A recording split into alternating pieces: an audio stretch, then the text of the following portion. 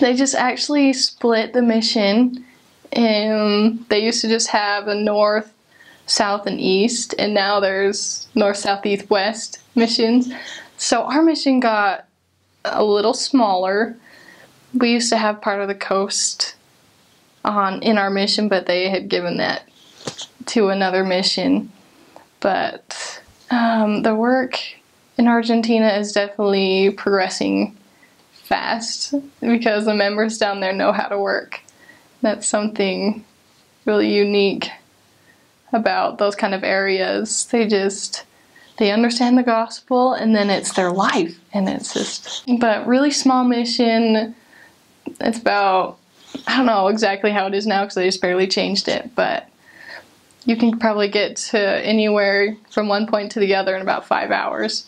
Although so many people, you need so many missionaries in almost every area.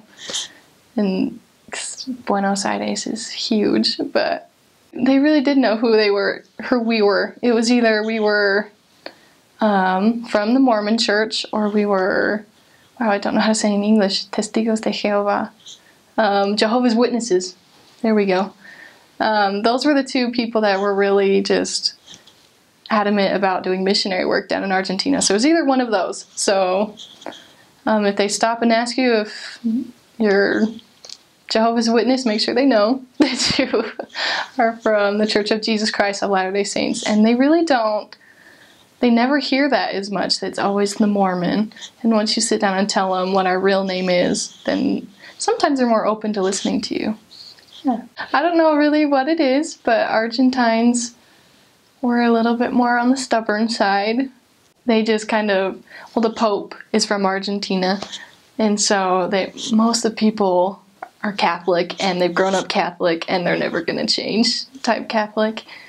And the people from Peru were maybe a little bit more open to the idea that maybe that's not right, maybe they don't have all the truth, and they were more open to praying and actually finding out for themselves. And people from Argentina are also willing to listen, but it just takes a lot longer for them maybe to make that click that what we share is actually something that can benefit them. And it takes a while to maybe get there, but I think the more you get to know them and joke with the people you meet and let them know that you're actually human beings, not just like nuns walking down the street, just nothing else, but we are people and we can connect with them on different levels because we have those same things in common. And that helped me a lot to be able to get to the hearts of the people in Argentina, is just joking with them, like, hey, just maybe a little bit about soccer. They love soccer. So you can joke about them, about how the games are going, or maybe just anything random that you see going on, just joking with them, getting to that level. Then they open up to you. We had bikes for about 2 of my areas, and the other 2 we walked. And the areas that I had bikes in, they got stolen. And so then we ended up walking. And so, yeah, mainly walking. The only people that really had cars in the mission were the elders in charge of apartments, and of course the mission president. But yeah, the rest of us were walking. They have good like buses that you buy a little Sube card, and you can get on buses that really get you around pretty well.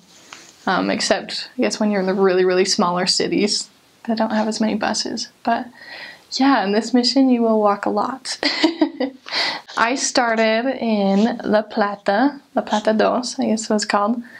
And then, which is a really big city. And then I went to Cañuelas, which is a little smaller place where they have a tiny little branch. And then I went back to another area in La Plata called El Bosque, just a little bit farther north. And then I ended my mission in Alejandro Corn, which was a bit of a mix. It wasn't like super tiny, but it wasn't super city. But yeah, I got 4 areas, and I was in each for 3 transfers each. It's a pretty well spaced out mission and area.